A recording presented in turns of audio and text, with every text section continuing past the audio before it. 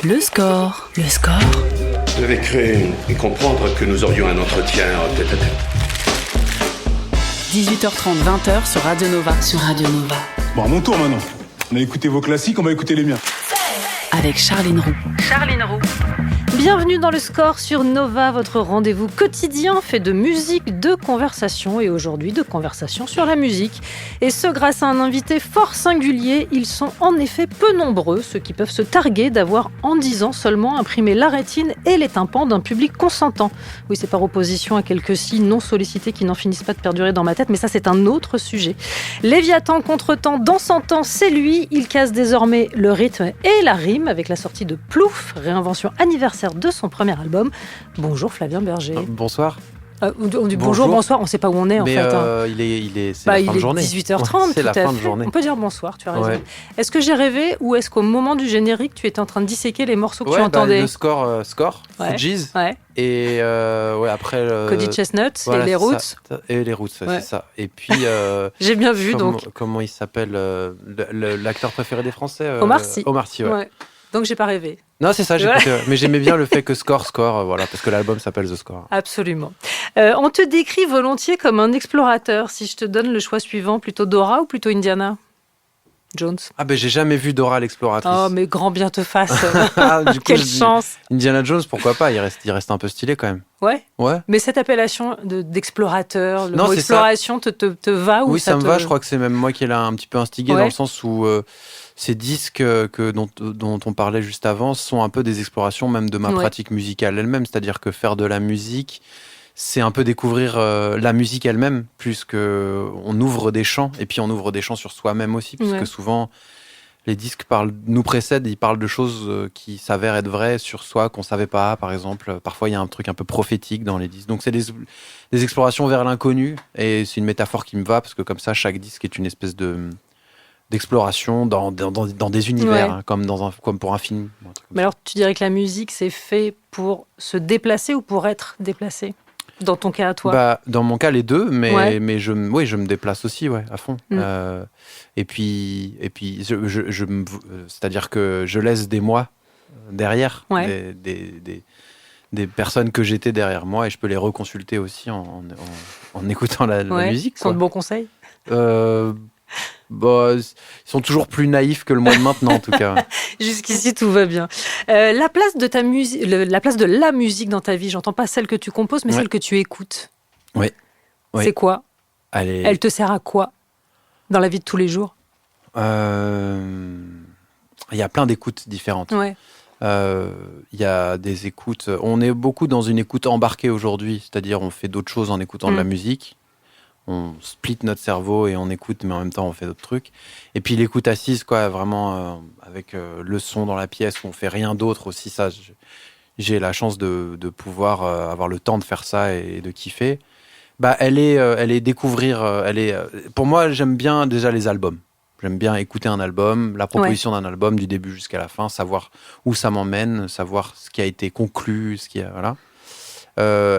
Et la musique m'apprend aussi, c'est-à-dire que des idées musicales, il y en a dans plein de chansons, plein de morceaux, plein de musique du monde entier, et il y a toujours on peut faire ça, c'est possible. Génial. Alors, pas forcément pour le faire moi à mon tour, mais ça débloque des idées, quoi. Je suis jamais aussi bien que quand je pense à des idées musicales. Tout le temps, et j'adore me dire, mais je vais assembler ça avec ça, je vais mettre ça, je vais tester, et puis au moment où je teste, ça marche ou ça marche pas, mais l'idée d'avoir comme une espèce de recette, en fait, qu'on va essayer, qu'on va tester, et puis en fait, quand on la goûte, ça, c'est pas du tout pareil, quoi.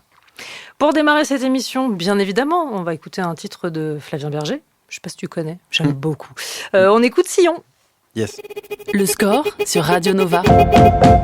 Flavien Berger sur Nova avec Sillon, et Flavien Berger en ce studio. Sillon, Abyssinie, entre parenthèses. Et Flavien Berger et la brume. Absolument, mais nous allons y venir, puisque c'est extrait de l'album Plouf, point d'exclamation. Juste petit exercice pour jouer, on en parlait hors antenne, au jeu des 7 erreurs. Pour celles et ceux qui n'auraient pas immédiatement en tête la matrice, la voilà. Monte la mer et on descend. Il y a des rails sous l'océan. Si je parle de basse qui chante dans la nouvelle version, est-ce que ça te va? À fond. Enfin, qui chante, qui groove, je n'ai pas les termes techniques, mais c'est en ce que j'entends en tout cas. Souvent, on parle d'une basse qui chante quand elle joue haut, à la hauteur de la voix, et il y a ça en fait. La basse, c'est Akemi Fujimori qui a rejoint la brume et c'est ça, elle se balade, c'est incroyable ce qu'elle propose en termes de placement, et tout ça c'est nouveau en fait parce que la quasi-totalité des morceaux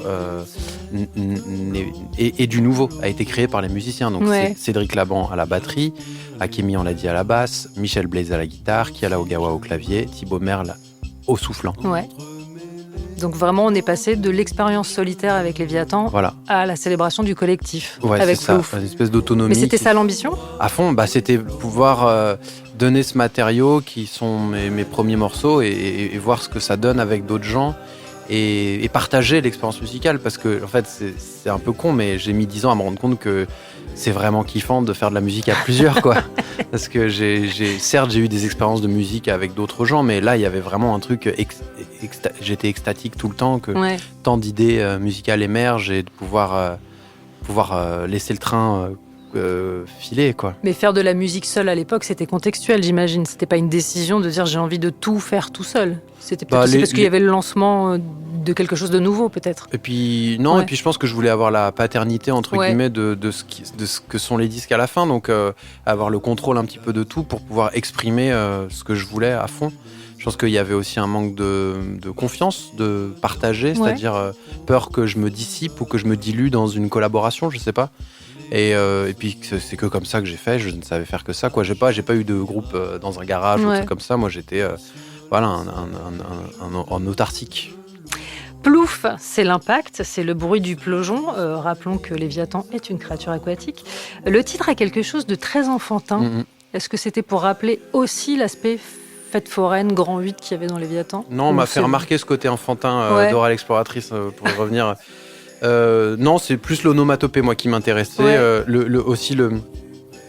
déjouer le côté sérieux de Léviathan, un peu prom deuil, un peu genre le colosse quoi, le truc un peu monumental qui se veut inéluctable et en fait Plouf c'est le son du disque, donc c'est de la musique déjà puisque la musique c'est que des sons organisés quoi, donc ça m'allait comme conclusion quoi. Mais je trouve que le côté onomatopée point d'exclamation donne aussi un aspect de allez on y va, on se lance quoi. Ouais, c'est ça. Je fais énormément de gestes qui ne se retranscrivent pas à la radio. On plonge Plouf quoi. Après en anglais c'est splash, c'est un peu plus classe, mais j'aime bien ce truc du français quoi, un peu marrant. C'est marrant. Si on envisage Léviathan Contretemps, Danse en Temps comme une proposition de musique pop, une trilogie, quelle place prend Plouf ? Un spin-off, un remake, On est dans Star Wars, un remake, l'épisode 0.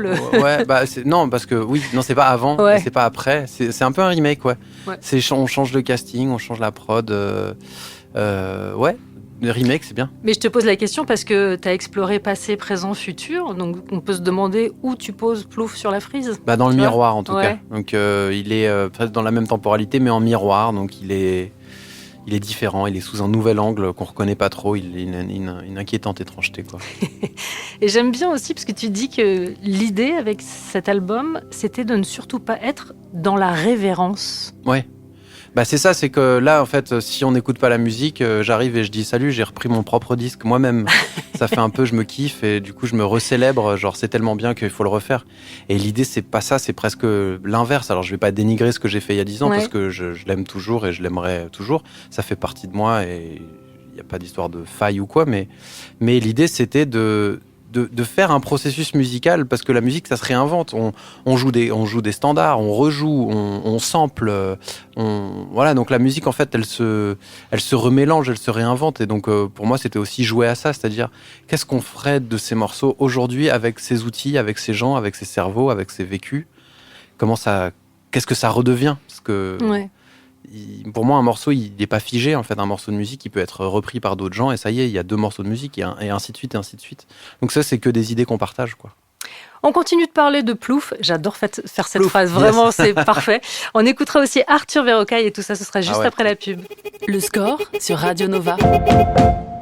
Arthur Verrocaille sur Nova, et pour le plus grand plaisir de Quentin qui réalise cette émission, je vais donc me lancer dans une prononciation tout à fait aléatoire du titre, Na Boca do Sol, et je demande à Flavien Berger si je l'ai à peu près correctement prononcé. Ouais, je crois, ouais. Non, parce que je me vautre de manière littérale dès que c'est pas de l'anglais ou du français, et parfois aussi en anglais. J'ai choisi ce titre, alors c'est pas du tout un hasard, c'est que j'ai très attentivement écouté la série de podcasts qui accompagne la sortie de l'album Plouf, et tu parles de ce titre. Je vais donc te laisser expliquer l'influence et l'importance qu'il a sur ton travail. Moi, j'ai beaucoup écouté de hip-hop, j'en écoute toujours beaucoup. Il y a un producteur dont je suis très fan qui s'appelle Mad Liberator, qui adore ce morceau, qui a dit que c'était presque son morceau préféré, je crois. Et donc, suivant ses conseils, je l'ai écouté, et c'est vrai qu'à chaque écoute, c'est un kiff énorme. Et d'ailleurs, pour dire, il y a aussi Thaïssa Arruda qui nous a suivis dans l'enregistrement de ce disque, qui est mon ingé son, qui me suit en concert. Ouais. Et quand je lui ai fait écouter ce morceau parce qu'elle est brésilienne, elle m'a dit, je crois que je comprends pas de quoi ça parle, c'est très bizarre. C'est poétique, quoi. Cette série de podcasts, c'était décidé au moment même de la reconception de cet album, de l'accompagner comme ça, ou c'est une idée qui est venue après ? C'est assez passionnant à écouter, je veux dire. C'est avant, en fait, j'étais pas censé les diffuser au grand public, entre guillemets. C'était pour la brume. C'était pour le groupe, ouais. Je voulais leur faire écouter des trucs, et je voulais pas être juste dans un mood board un peu absurde, en mode je vous envoie une playlist, parce que c'est pas comme ça que je veux travailler, et en même temps, je voulais quand même qu'on partage de la musique, des choses qui existent, et pas partir de zéro pour ne serait-ce qu'avoir des ambiances, des sonorités, enfin voilà. Et du coup, j'ai fait cette série de podcasts que je leur ai envoyés en leur faisant écouter des morceaux. J'ai pas réussi à faire aussi. Après, je passe en revue des morceaux du premier album, mais j'ai pas eu le temps de tout faire. Et en fait, après que l'album était prêt et tout ça, on s'est dit c'est quand même dommage de pas proposer ça au grand public, entre guillemets, et donc on les a diffusés, quoi. Peux-tu expliquer ce qu'on appelle les joints ou joints? Ah ouais, des joints de zinzin, c'est un joint pour moi, c'est un morceau. C'est le titre d'un des épisodes. Un joint, joint en anglais, ils disent c'est un peu ça dans le jazz, quoi. Un joint, c'est un morceau qui est bien verrouillé comme ça, qui est bien triangulé, que ça, on sent que tout le monde a sa place, et que c'est souvent lié à du groove, des structures qui permettent comme ça de se balancer la tête. Et pour moi, un bon joint, c'est un morceau qui est bien solide. On sent qu'il peut pas tomber, quoi. On parle aujourd'hui de Plouf, l'album de la réinvention de Léviathan. Se replonger dans un premier album, même s'il a que 10 ans, c'est aussi contempler d'une certaine manière le chemin parcouru. Toi qui es un professionnel en distorsion du temps, tu l'as vécu comment ? Parce que c'est pas si vieux, en fait, 10 ans. Et en même temps, j'imagine que 10 ans, tu as le temps de bouger aussi dans ta manière d'aborder les choses. Ouais, à fond. Je pense que en fait, le truc que je peux dire, c'est qu'il y a 10 ans, je connaissais pas de gens qui faisaient de la musique, quasiment. Donc, j'avais sorti 2 EP avant, en 2014 et 15. Et c'est ce qui m'a un peu déjà permis voilà, j'ai rencontré mon label, j'ai rencontré d'autres musiciens. Et puis, petit à petit, j'ai commencé à avoir un surmoi que j'avais pas, quoi, mais qu'est-ce qu'ils vont penser de ça et tout ça. Donc, toujours essayer de se battre contre la crainte du jugement. Et puis, petit à petit, voilà. Et puis, ce disque, après, m'a permis aussi de faire de la musique tous les jours et d'arrêter mon travail. 1 an après la sortie, je me suis consacré pleinement à la musique. Donc, c'est une espèce de lancement. Et le réécouter parce que tu as dû t'y replonger avec beaucoup d'attention. Pas tant. Non, j'ai était vraiment de faire. J'ai un peu creusé dans les multipistes et tout ça. Après, il y a eu 3 tournées en 10 ans, donc il y a aussi des morceaux que j'ai beaucoup joués en live. Et d'ailleurs, c'est drôle parce que les morceaux que je joue en live, là, je les chante dans le disque comme ils sortent naturellement maintenant, donc les positionnements sont plus les mêmes. Je me rends compte quand même que quand j'enregistre un album, c'est assez quand même métronomique. Et alors que là, ça a pris le temps de respirer, un peu comme une plante qui se serait bien développée dans son habitat naturel, quoi. Là, les mots ont pris leur place dans ma bouche, quoi. Tu as envisagé aussi Léviathan, et tu le disais en préambule, comme une métaphore de ta pratique de la musique. Et je cite, un monstre trop grand et tentaculaire qu'on chasse pour le rencontrer. Est-ce que 10 ans plus tard, la bête est domptée ? Absolument pas. La bête est encore plus grande que j'imaginais. La bête est partout. Non. Donc exploration sans fin, ce qui est plutôt une bonne nouvelle pour les gens qui t'écoutent. Bien sûr, ça c'est sûr. C'est la quête c'est pas de la conquête, c'est de l'exploration. Donc on est dans un process de recherche. Mais ce que je voulais dire, c'était que l'idée c'est pas de la dompter, cette bête. C'est ne serait-ce que se faire ami avec elle, et je dirais nager un peu à ses côtés, quoi, dans son sillon. Dans son sillage. Ouais, la bête est incroyable. La bête étant la musique, pour les auditeurs qui n'auraient pas compris. Il n'y a pas de personne dans ce studio à part Quentin, toi et moi. Nouvelle pause musicale, on poursuit la conversation. Dans un instant, on écoute les Roots et Erykah Badu, You Got Me. Le score sur Radio Nova. Nova. The Roots et Erykah Badu sur Nova avec un Flavien Berger des plus attentifs et au casque. Ouais, super morceau. Mais alors, est-ce que tu arrives à avoir une écoute passive des morceaux ? C'est-à-dire ? C'est-à-dire vraiment juste d'écouter, que ton cerveau n'aille pas décomposer, chercher. Ouais. C'est sensuel avant tout un morceau, donc pas besoin d'analyser pour kiffer et non, oui bien sûr. Ouais, on est pris. C'est ça, ouais. Non, j'analyse pas tout. Ou peut-être que j'analyse mais que ça me dérange pas, je sais pas. En tout cas, il y a pas de. Ça n'empêche pas le plaisir. Comme on dit, de déformation professionnelle. Ça n'empêche pas le plaisir. Ah non, au contraire. Ouais. Est-ce que la musique, tu dirais que pour toi, c'est de l'ordre de l'intuitif ? La notion d'intuition, je suis pas hyper familier, je suis pas sûr. C'est du désir pour moi. En tout cas, si on parle de création musicale, ça naît d'un désir de voir apparaître un phénomène sonore. Et donc d'un désir d'assemblage, ce que je disais tout à l'heure. Qu'est-ce que ça fait si je dis ça sur ce son-là ? Qu'est-ce que ça fait si on change d'accord à ce moment-là alors qu'il y a eu 2 minutes avant de ça ? Qu'est-ce que ça fait si on prend ce chemin ? Et ça, qu'est-ce que ça fait ? C'est une question qui est de l'ordre du désir, je pense. Ouais. Donc plus que de l'intuition, je dirais ça, ouais. Mais il y a un principe de mutualité dans le désir, c'est-à-dire que toi, tu vas chercher quelque chose qui va te faire plaisir, à fond. Mais toi, en face, tu as une forme d'inconnu, c'est-à-dire que c'est le plaisir que tu vas procurer aux gens qui t'écoutent. Est-ce que tu y penses au moment de la conception ou c'est... Non, malheureusement pas vraiment. Je pense pas trop. Ça te réussit plutôt bien. Non, mais je veux dire, c'est pas... Je pense vraiment... non. En fait, c'est un peu en huis clos quand on fait un disque. On pense pas à la réception que ça va avoir. On peut avoir, je disais tout à l'heure, un surmoi. On imagine des personnes potentielles écouter et froncer les sourcils ou dire ah, là, tu t'es pas foulé ou je sais pas quoi. Et ça, c'est avec soi-même, en fait. C'est des... Mais non, non. Même le live, en fait, j'y pense pas. J'y pense une fois que le disque est fait, quoi. Je voudrais qu'on parle un instant des différents artworks de Léviathan et de Plouf. Si mes souvenirs sont bons, la pochette originale, fond noir, étendue d'eau, reflet, écriture classique. Sur la nouvelle, fond blanc, écriture argentée en gouttelettes. Comment est-ce que tu as opéré le changement ? J'ai opéré avec Juliette Gély, ma fidèle compagnonne de création visuelle. Le premier disque étant une trilogie pop noire, l'ouverture, donc voilà, il y a ce truc un peu avec les caustiques qui sont la lumière reflétée dans l'eau. Souvent ça ressemble à ça quand il y a des reflets d'eau sur les plafonds alors que l'eau est éclairée, quoi. Ou ce qu'on voit au fond d'une piscine au clair de lune. Ou au clair de lune, ou même quand on est au début de la plage et qu'on est dans l'eau pas très profonde, il y a comme ça, ces raies de lumière, les caustiques. Donc on s'est dit c'est ça un peu le motif du disque, donc on va garder, et l'idée était de faire un contraste, un peu comme, voilà, c'est une figure assez facile, mais le contraste ça permet de prendre des éléments et de les transformer. Donc Léviathan devient Plouf, quelque chose de sérieux devient quelque chose de léger, et le disque noir devient un disque blanc. Et voilà. Et puis après, moi, je suis assez fan aussi moi, je mets pas ma gueule sur les disques. C'est pas moi. J'incarne pas forcément ma musique. Elle est incarnée par d'autres choses, par d'autres graphismes. Et donc l'idée d'avoir une typo, c'est aussi une référence à des disques un peu classiques comme Noy ou voilà, c'est la typo qui est la pochette du disque, quoi. Mais comme il y a toujours quelque chose de très précis et qu'on sent de très réfléchi dans la manière dont tu envisages les artworks, je me suis demandé si, d'une certaine manière, tu travaillais pas également la musique comme une matière plastique, dans le sens d'une matière qu'on modèle, qu'on travaille, qu'on retravaille et qu'on peut remodeler à l'infini. Ouais, peut-être. Je pense que c'est un...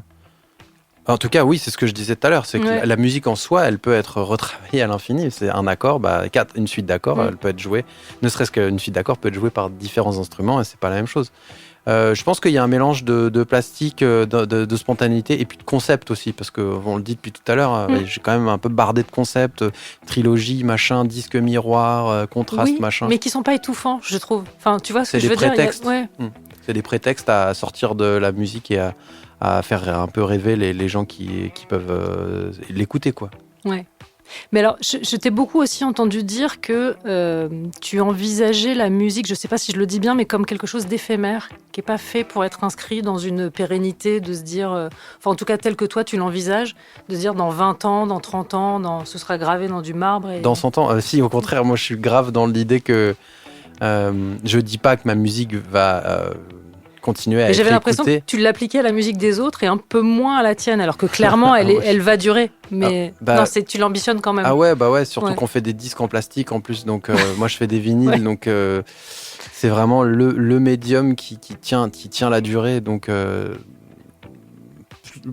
non, mais il y a toujours cette idée de laisser une trace quand on est artiste. On veut laisser une trace, on veut marquer son époque, on veut qu'on se souvienne de soi, on veut que la musique ou notre art nous survive et tout. Moi, je m'en fous un peu. J'ai pas envie qu'on se souvienne de moi après ma mort. Mais ce que je trouve intéressant, c'est que je le veuille ou non, maintenant, il y a quand même une partie de moi qui continuera à tourner, même quand je mangerai les pissenlits par la racine, quoi. On poursuit la conversation dans un instant. On écoute Curtis Mayfield avec Tripping Out. Le score sur Radio Nova. Curtis Mayfield sur Nova, Tripping Out, un titre que je soumets immédiatement à la sagacité et l'approbation de Flavien Berger. Ou pas, d'ailleurs. Je le connaissais pas, il est mortel. Curtis Mayfield Non, si, je plaisante. Je plaisante. Je peux pas dire que je connais super bien, mais c'est vrai que je le connais comme artiste. Mais ce morceau-là, il est vraiment cool. Mais alors, est-ce que tu arrives à détecter ce qui te déclenche, toi ? Parce que je vois que tu es très mobile quand la musique te plaît. Non, je sais pas. Non. Bah là, il y avait quand même un bon petit groove bien funky. Oui, je crois qu'il se débrouille pas trop mal sur ce dossier. Puis il a une voix de ouf. Puis c'est marrant, ce qu'il raconte. Ouais, non, je sais pas. C'est un ensemble de trucs. Je voudrais, si tu le veux bien, qu'on revienne sur une tribune que tu as signée le 25 mai dernier dans l'IB. Alors, tu n'es pas le seul, il y avait Étienne Dao, Pedro Winter, Vitalik, Yael Naïm et plein d'autres. Une tribune intitulée « Ne laissons pas l'IA générative tuer la création musicale ». En fait, le problème, c'est le capitalisme. On y revient. L'IA, ça peut être un problème si c'est mal utilisé. Ouais. Donc, niveau écologique, comme, je sais pas. Après, j'imagine, moi, grandir. J'ai commencé à faire de la zik j'ai commencé à gagner mes sous en faisant de la zik pour des sombres vidéos de com dans des entreprises et tout, qui aujourd'hui ne seraient faites avec des IA. Ouais. Bon, c'est pas grave, c'est comme ça, mais c'est vrai que. En fait, faut faire gaffe, quoi, parce que on a ce truc de c'est dans le cloud, c'est dans les nuages, c'est immatériel. Et ça, on se fait gaslight parce qu'en fait, non, c'est pas vrai. C'est de la chaleur, c'est de l'énergie. Et en fait, notre plus gros ennemi, c'est notre paresse, quoi. Enfin, je veux dire, c'est pas très excitant en fait de faire de l'IA au bout d'un moment parce que on n'a jamais exactement ce qu'on veut. Donc en fait, on demande à une machine de nous faire un truc approximatif qui est pas vraiment ce qu'on veut, et donc il faut en faire plein pour trouver un truc. Et puis en fait, au final, on n'a pas le processus est nul. Ouais. T'as tapé des trucs. Voilà. Donc je pense qu'il y a des choses super. Moi, avec Jamie Harley, on a fait un clip pour un morceau qui s'appelle Berzingue en IA, et j'étais heureux que ça atteigne autant de tripes parce que l'IA, quand elle recherche, ça ressemble vraiment à des tripes d'acide lysergique, quoi. Il y a des trucs où c'est des images de LSD, en fait. C'est trop beau, quoi. Ça balbutie, ça galère et ça fait des espèces de formes incroyables. Mais là, ça devient un outil. Là, on peut pas y échapper. Donc, faut faire gaffe, quoi. Ouais, il faut faire gaffe, j'imagine, et pour les raisons financières que tu as expliquées, mais aussi pour les raisons de création pure, en fait. Ça va annihiler, empêcher. En fait, c'est juste à quel prix. C'est un outil comme un autre. Moi, je suis pas contre l'IA. C'est juste que là, en fait, à quel prix, à quel coût énergétique, à quel coût social est-ce qu'on doit l'utiliser, quoi. Ouais. Tu dis également, et je saute vraiment du coq à l'âne, regarde-moi, flac, mes disques, je les réfléchis, plouf, pour être tout à fait exact, mes disques, je les réfléchis comme des films. Est-ce que les albums, c'est aussi fait pour raconter des histoires, puisque toi, tu dis que tu les consommes volontiers dans leur intégralité, plus que par morceaux. Est-ce que toi, tu les envisages aussi comme ça ? Oui, histoire claire ou pas, une narration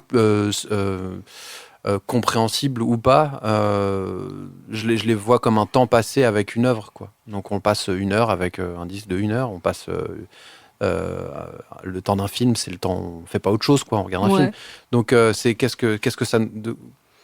comment ça nous imprègne, moi j'aime bien rester dans le cinéma pendant les crédits, pendant le générique de fin. il y a un moment soupape, une espèce de sas comme ça, émotionnel, où voilà, on est retraversé par ce qu'on a vécu, on commence à se faire une idée. J'aime beaucoup aussi écouter des critiques de films, des critiques de disques. Ouais. J'aime bien quand il y a de la pensée qui accompagne une œuvre. Et donc, c'est ça, c'est que je le vois dans le déploiement que ça permet, quoi. Savoir écouter, savoir consommer ou savoir écouter de la musique, c'est hyper important. Ça apprend des choses sur soi aussi, ça nous rappelle des choses. Et donc, je le vois comme un film dans ce sens-là. Après, moi, je fais pas des disques, des concept albums, comme on appelle. Non, donc, voilà, sûr. donc morceau 1, ça raconte la scène 1, morceau 2, la scène 2. Mais il y a quand même ce truc de... C'est réalisé. Moi, j'aime bien réaliser un disque. On réfléchit, pourquoi la voix, elle sonne comme ça, comment ça ouvre, comment ça ferme, qu'est-ce qu'on traverse, comme on réalise un film. On poursuit la conversation dans un instant et on marque juste avant une courte pause publicitaire. Le score sur Radio Nova. Nova. Toujours en compagnie de Flavien Berger, on part de Plouf. Vraiment, c'est ma phrase préférée. Ah, toi, tu le dis plus comme ça, Plouf. Ouais, je suis un peu ninja. Plouf. Ah ouais, moi, je suis plus Plouf. Je suis tombée vraiment, j'ai fait un roulé-boulé et je suis tombée dans la piscine par accident un peu. Très bon morceau. Ouais. Un peu long le titre. Bon ouais, exactement. On parlait il y a un instant de raconter des histoires au fil d'un album. Je voudrais qu'on parle d'inspiration ciné. Voici donc une histoire qui démarre avec un bûcheron. Et voilà le reste du casting. Dans ce château, tout au sommet du donjon, vivait le roi. Il était bon, généreux et très content d'être le roi. La reine, elle était aussi douce que belle et ses cheveux étaient des rayons de lune. Et la petite princesse qui s'appelait Rosemonde. Elle ne sortait jamais du château, car le roi et la reine ne voulaient pas qu'elle risque dehors de se heurter aux réalités du monde. Alors, je trouve le propos extrêmement moderne. Le Petit Poucet de Michel Boiron, sorti en 1972 avec Jean-Pierre Mariel, Marie Laforêt, Jean-Luc Bidot, musique de Francis Lay, si je ne m'abuse. Et c'est également un film que tu cites dans la série de podcasts qui accompagne la sortie de Plouf. En fait, on a repris Léviathan, donc le morceau éponyme, et plutôt que de reprendre le tunnel de techno que c'est...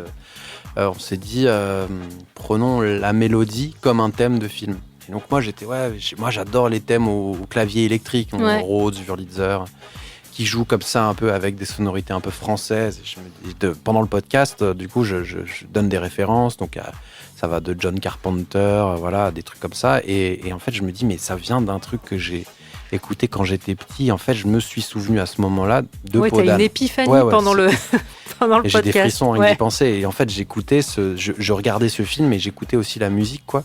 J'avais pas de disque de la musique, donc j'écoutais, on va dire, j'écoutais le film. Et ce thème est trop beau, quoi. Ce thème de Peau d'âne, il est du Petit Poucet, du Petit Peau d'âne, je veux dire Petit Poucet. Et donc en fait, voilà, ça vient de là. Pour le coup, il y a un truc de l'enfance qui m'est revenu de. Mais c'est vrai que ces heures passées à regarder ce film et à écouter cette musique hyper, j'étais très ému, quoi. Tu as par ailleurs composé des bandes originales, par exemple pour l'excellente web-série Loulou, créée par Marie Lelon, Alice Vial, Louise Massin, ou celle du long-métrage Tout le monde aime Jeanne de Céline Deveau. Comment est-ce que tu abordes ce genre d'exercice ? Toi qui as un imaginaire si grand, comment est-ce qu'on se plie à l'exercice ? Loulou, c'était des morceaux que j'avais déjà faits, qu'ils ont utilisés. Concernant Tout le monde aime Jeanne, Céline, très bonne amie. Et donc, c'est comme ça que j'envisage déjà. Travailler avec des amis. En qui j'ai confiance et quel que soit le résultat, ça aurait été un processus commun. C'est une des premières personnes qui m'a demandé à faire la musique de ses travaux quand elle était encore aux Arts Déco de Paris. Je ne savais même pas que j'étais musicien, entre guillemets. Et donc en fait, Céline, par exemple, elle pense beaucoup en musique, elle a beaucoup de références, elle a beaucoup d'idées et elle a des idées musicales. C'est elle qui a eu l'idée de faire chanter une chorale d'enfants lusophones.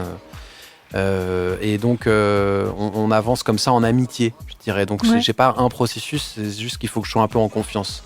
C'est tellement important pour moi les films et le cinéma que je voudrais faire des choses qui me changent. Je veux pas juste faire des musiques de films. Et voilà, dans le cas de Tout le monde aime Jeanne, on marchait un peu sur des œufs parce que c'est un film qui se passe à Lisbonne, mais qui parle justement un petit peu du problème de l'immobilier là-bas, par exemple. Et donc, comment moi, je répète pas quelque chose en enregistrant des mandolines portugaises sans vraiment faire partie de la culture.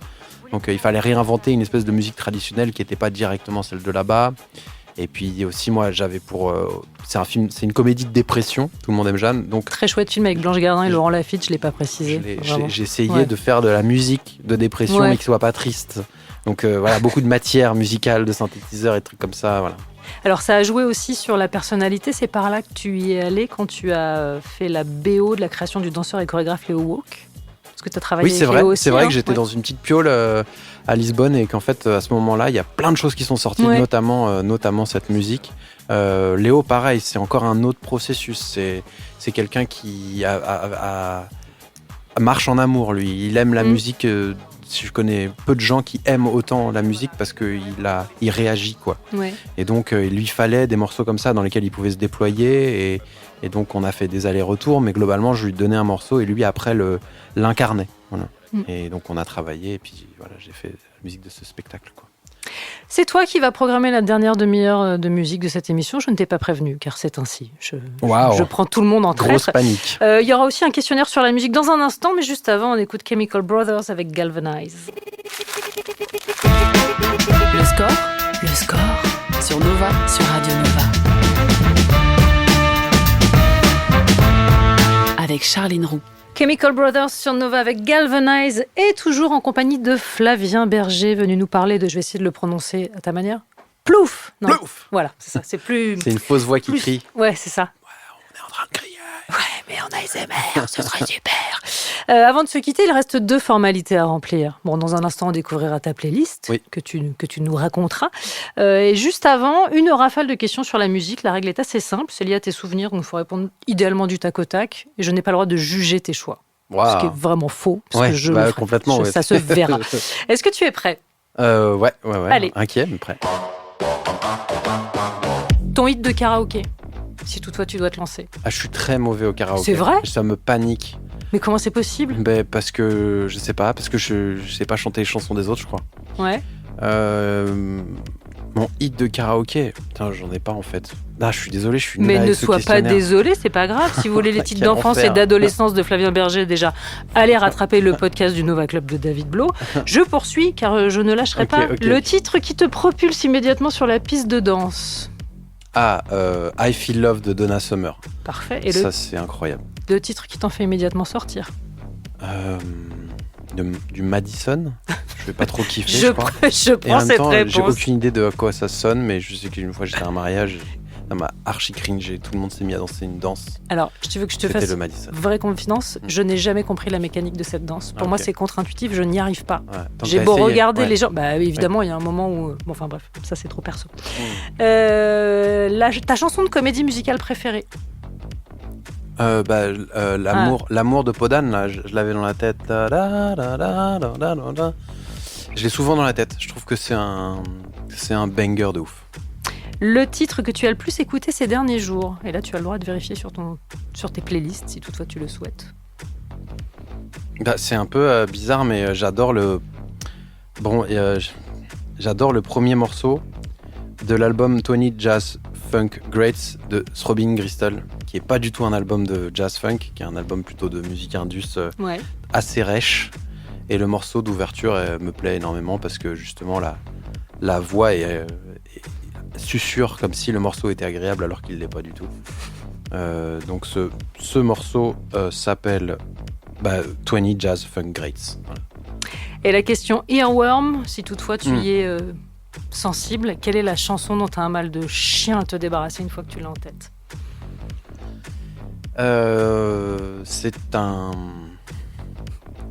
C'est un objet diabolique qui est dans la chambre de mon enfant. Et c'est une étoile, et lorsqu'on tire la cordelette, c'est le thème de Star Wars pas mal. qui joue. Et une fois qu'on a tiré la bobinette, on sait très bien que on va l'avoir dans la tête. Version boîte à musique. Version boîte à musique. Ah, mais génial. Ouais, génial, je sais pas, mais... C'est Amélie Poulain qui a sévi chez moi pendant des années. Eh oui. Ah ouais, Amélie Poulain. Je compatis. Ouais. Bah voilà, formalité remplie. Je rappelle donc que cette réinvention de Léviathan s'appelle Plouf. Voilà, ça y est, je l'ai enfin réussi à la fin. Et que c'est hyper bien. Voilà, merci. Je ne sais pas comment le dire autrement. Il est temps maintenant de passer à ta playlist. Bah oui. Alors, pour démarrer, tu as choisi Erykah Badu, Gone Baby Don't Belong. Pourquoi Erykah Badu? C'est la plus grande, c'est la reine mère. Je l'aime trop, j'aime trop tout ce qu'elle fait et j'aime sa voix et elle m'a accompagné toute ma vie et j'espère qu'elle m'accompagnera encore. Elle sort plus trop de musique là en ce moment, elle fait plus de la boxe je crois. Mais je sais pas, c'est inexplicable, c'est une personne de la famille quoi. Merci 1000 fois merci. d'être passé par ce studio. Merci je de me rappelle recevoir. que l'album s'appelle Plouf. Voilà, ça y est, je le tiens. Et il est 20h, il est grand temps de retrouver David Blo et le Nova Club.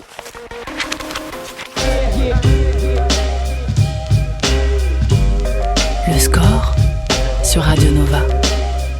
À retrouver en podcast sur nova.fr.